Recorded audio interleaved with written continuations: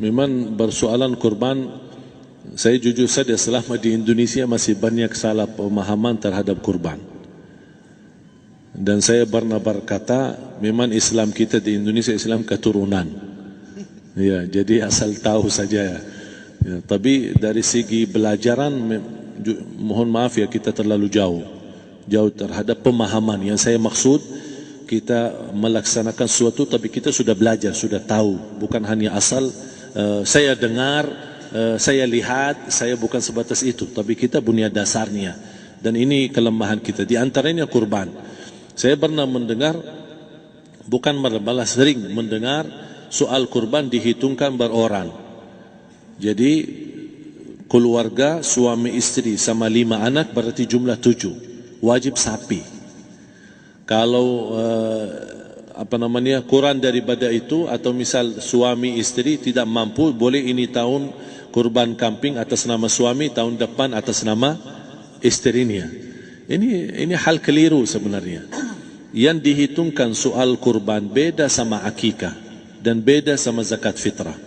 Zakat fitrah sama akikah terhitung beroran.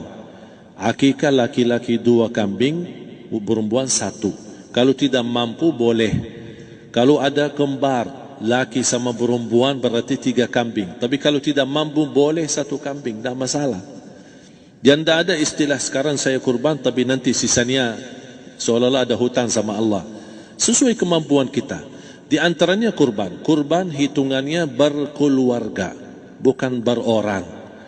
Buktinya Rasulullah SAW dan juga cerita Nabi Ibrahim. Ketika Nabi Ibrahim mau sembelih Nabi Ismail, Allah turunkan apa? Mengganti sembelihan Nabi Ismail dengan ekor kambing dari surga. Berapa ekor kambing? 1. Padahal Nabi Ibrahim punya istri 2 dan anak. Ada istri Siti Hajar dan Sarah. Kemudian anaknya Ismail dan Ishak. Berarti semuanya berapa? 5. Kenapa Allah tidak turunkan 5 ekor kambing? Karena hitungannya memang 1 keluarga. Yang kedua, Rasul sendiri sembelih 2 kambing. Pertama, Bismillah atas nama Muhammad dan keluarga Nabi Muhammad.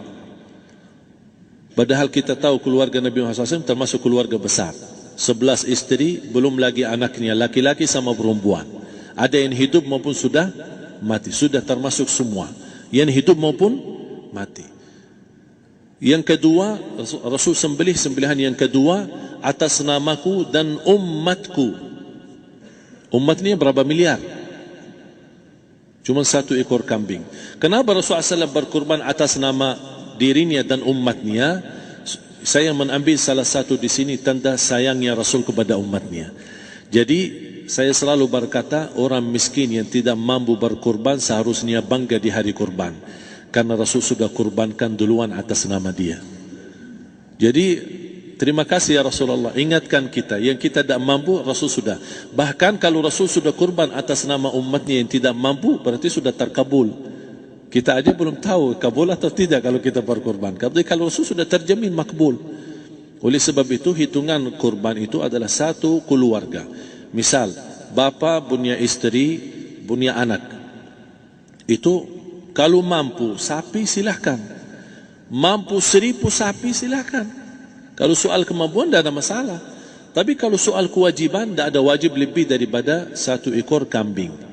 1 ekor kambing. Misal, kalau bapa punya istri 4. Misal. Cuman ini misal. Ya.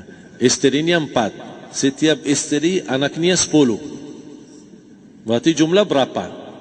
Anak 40, istri 4, berarti 44, sama bapa 45.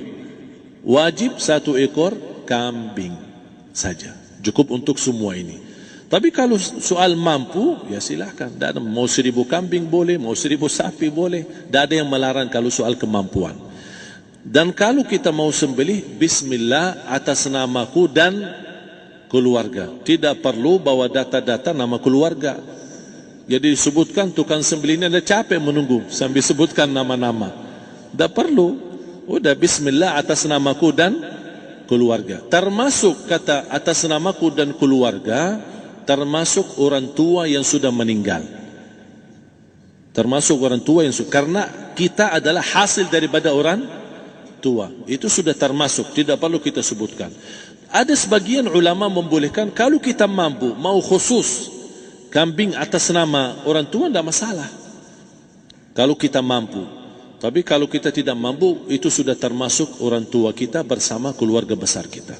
Ini salah satu kenikmatan, dan ini termasuk juga sedekah yang berguna bagi orang yang sudah meninggal di keluarga kita. Wallahu ta'ala. Dan juga masalah panitia, bisa kita mewakili. Kalau kita tidak mengerti sembelihannya dan tidak mengerti cara bagiannya. Tapi ada satu sunnah yang termasuk kehilangan sunnah ini, adalah banyak yang tidak mau makan dari hasil kurban. Padahal itu sunnah Rasul. Dari akikah boleh makan, dari kurban pun boleh makan. Bahkan sunnah SAW dibagi 3. Sepertiga pertama dihadiahkan. Maksudnya kata dihadiahkan kepada orang kaya. Misal tetangga saya tapi orang kaya, dia bukan miskin, tapi boleh saling hadiah. Karena inti daripada hadiah silaturrahim. Ada keluarga kita termasuk mampu, tapi saya kasih, ini alhamdulillah saya sembelih sapi. Barangkali dia tidak mampu, cuma sembelih kambing. Udah, kita dapat daging kambing, dia dapat daging sapi. Tapi dengan niat hadiah, bukan sedekah. Karena dia bukan orang miskin yang menerima sedekah. Yang sepertiga yang kedua adalah sedekah. Sedekah itu termasuk orang miskin. Yang ketiga, kita makan sendiri. Bahkan Rasulullah SAW selepas Idul Adha, beda sama Idul Fitri. Sebelum Idul Fitri dia makan kurma, meyakinkan batalan puasa.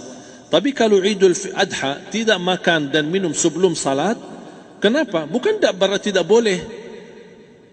Tapi Rasulullah SAW ingin pertama pembukaannya, buka sarapannya atau makan di pagi harinya selepas Idul Adha adalah dari hasil sembelihan kambing itu atau dari kurban. Jadi kita sebagian sedikit. Tapi kalau kita merasa alhamdulillah rezeki saya banyak di rumah, alhamdulillah banyak ada makanan, mau sedekahin semuanya, semua mau sedekahin, tidak masalah. Tapi yang saya maksud, kenapa tidak kita sekali-kali hidupkan sunnah Rasul? Jadi sebagian, walaupun ada sebagian sedikit lah, buat istilahnya sama sedikit porsi nasi atau apa, karena kita berhak sebagai kita kurbankan lillahi ta'ala, kita berhak menikmati kurban ini yang lillahi ta'ala supaya kita mendapatkan keberkahannya, bukan hanya orang lain. Terus yang kedua ada masalah pembayaran. Kalau kita wakili panitia, boleh kita pesan sama panitia, tolong sedikit dari kurban saya minta buat saya makan. Itu tidak masalah, kita boleh minta. Dan boleh kita wakili, tapi kita tolong ingatkan, tidak boleh pembayaran hasil sembelihan itu dari kulitnya. Ini menjadi salah satu persoalan di Indonesia. Banyak tukang sembelih datang, ketika kita tawarkan untuk sembelih ini, berapa pak? Oh tidak apa-apa, kasih aja kulitnya sama kepalanya. Jangan anda setuju, jangan anda terima. Oh maaf, saya tidak bisa. Bapak berapa ungkus sembelihannya? Kita harus sepakat dulu. Tidak, saya ikhlas, tidak apa-apa, seikhlasnya. Tapi yang penting kepalanya sama kulitnya. Itu aja yang saya minta, yang lain tidak apa-apa. Tidak boleh. Tidak boleh. Kenapa? Karena ini kurban. Kata kurban berarti lillahi ta'ala, bukan untuk jual beli. Kalau kita sudah bayar dari bagian kurban, berarti bukan lillahi ta'ala. Harus kita jaga amalan itu. Tapi bagaimana cara jalan keluarnya? Kita harus sepakat, ijab kabul. Sepakat dulu, Pak, saya udah begini, saya kasih untuk sembelihan 50.000. Bapak setuju? Ya udah setuju. Selesai kan? Sudah sembelih, sudah potong, sudah semua. Lepas ini semua kita kasih ungkus 50.000 ungkus sembelihannya. Habis itu, Pak, kulitnya sama kepala hadiah buat Bapak.